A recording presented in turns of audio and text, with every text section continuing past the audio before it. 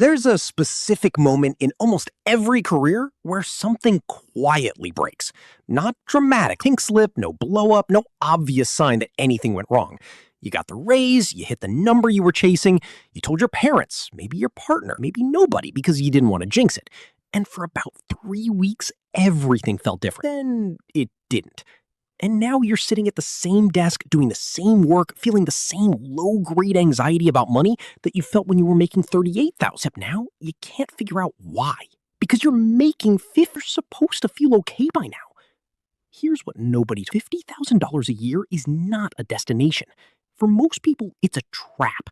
And the worst part is it's specifically designed to feel like an arrival, so you stop moving right before the game actually starts. My name is Nick, and I've spent more time than I'm comfortable admitting studying the exact points in a person's financial life where the rules quietly change, where the same decision that makes sense at one income levy becomes the thing that keeps you stuck at another. If you're someone who wants to understand what's actually happening underneath the surface of your financial life, instead of just grinding harder and hoping something shifts, and hit subscribe.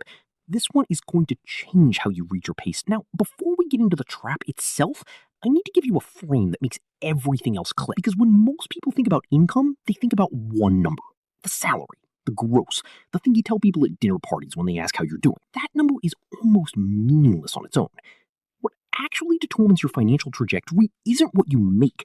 It's what your income allows you to become in the eyes of the systems built around you. And at $50,000 a year, 3 of those systems lock onto you simultaneously in a way they simply don't at 42 or 45. That combination is the trap. Let me show you exactly how. First system is taxation. And I'm not going to give you a lecture about tax brackets because you've heard that before and it didn't change any. I want to show you is something more specific. $50,000 in income after the standard deduction, most single filers land in the 22% federal bracket for a portion of their earning. The number by itself isn't the problem.